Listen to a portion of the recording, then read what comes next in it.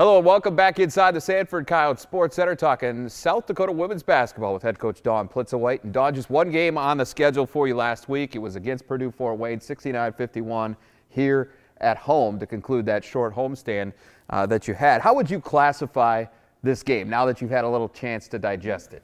Went back and watched it, and I think what we felt like going into the game with replacing Madison McKeever in the starting lineup with a post player, we knew we had to keep Fort Wayne away from the rim, but then they were able to get some outside shots against us. Then we were a little bit more aggressive defensively in the second quarter and did a really nice job in the second quarter. I think only gave up 4 points, kind of started to separate. Then we went back in the third quarter, and what we're seeing is our opponents play very, very well against us with the energy that they're playing, and we need to match and exceed that, and I thought our young ladies found a way to do that. Well, you mentioned Madison McKeever, and she was not available to you in this game, and ankle injury that she sustained during that win over South Dakota State. At what point in the week did you know that she probably wasn't going to be able to go, and was this because she couldn't go, or was it precautionary more than anything? Well, we felt like earlier in the week we were hopeful we could get her back, and Friday she did a little bit with us, but by Saturday morning we knew that there was a good chance she wasn't going to be able to go. It was just really bothering her at that point in time.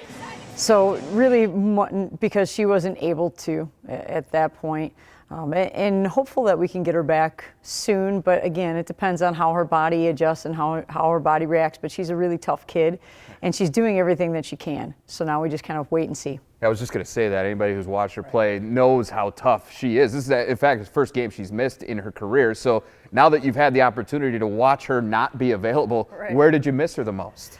Well, I think we missed her certainly on the defensive end in terms of setting the tone for us and helping us, to kind of get out and pressure the ball a little bit more. But then she also runs our offense, and with playing two post players together, it just kind of changed the spacing on the floor for a little while. And that's something we haven't really done a whole lot of this year, so that just takes time to kind of figure all of that out too. But we missed her on both ends of the court, but certainly just her presence and her leadership is really important for us. Yeah, that starting lineup definitely had a bit of a different look to it as you replace one of your, if not your shortest player, with one of your tallest, and Hannah Shervin. She makes her first career start for you, responds in a big way. 21 points on 8 of 11 shooting, and she does it in 21 minutes. Just another really efficient effort for her. It really was. I think she's someone who continues to, I think, improve and get better each practice, each game scenario is really, I thought she had a couple plays defensively that were very, very impressive, getting out and really moving on the perimeter. But as someone who is really good offensively for us in terms of being a presence down low, but not just staying there, really moving and screening and finding ways to get to the rim, which makes her even harder to guard, right? Because you're not just waiting for her to stay on the block and post up. She's in a lot of action and moving, and that makes it challenging for our opponents. Kind of fun component for her in this personally was that her grandpa was at the game, and from my understanding, it was the first time you'd ever gotten to see her play live, so that's pretty exciting. That was really neat. Really a special moment for her, a special moment for her family. And sometimes in those situations, you hope that you play really, really well, but there's no guarantee with that because that can add a little bit more, pressure, anxiety, and she weathered that, and she really played well. One other player I do want to talk about, and that's Chloe Lamb. She went through a bit of a sophomore slump, at least shooting the basketball here at the beginning of the season. In fact, in the first 13 games, she was in double figures just twice. All of a sudden, she's coming alive. 4 out of the last 5 in double figures. What's the biggest difference in her game now compared to the beginning of the season? I think her understanding, of when we really need her to be assertive and aggressive, and she's done a really good job of that.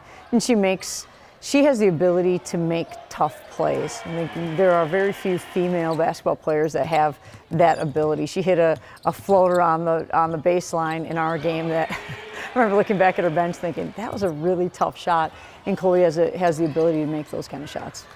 All right, so with this win, now you move on. You got a 3-game road trip on deck, and it starts Friday against Oral Roberts in Tulsa. The Golden Eagles 3-2 in the league after splitting last week at Purdue Fort Wayne and South Dakota State. The Maybe Center, though, as you are well aware, as most teams in the Summit League are well aware, very difficult place to go on the road and get a win. It's very challenging, and Oral Roberts is playing very, very good basketball. They're a very different style than they've been in the past, where they've had some dominant post-player presence, players down low, and now they are really spacing the floor. Here's a really interesting statistic. USD women's basketball is 18th in the country in three-point field goals made this year. We're 4th in the Summit League in three-point field goals made.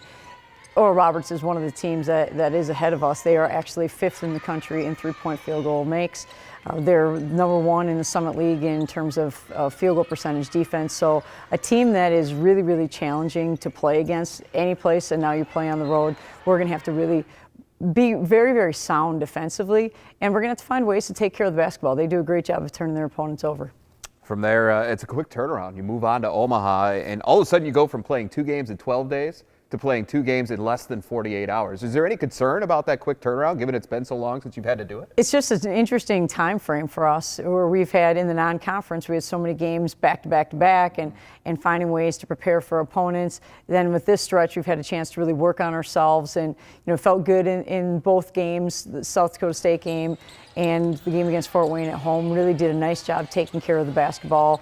I think in the state game, we had 19 assists and 11 turnovers in 50 minutes.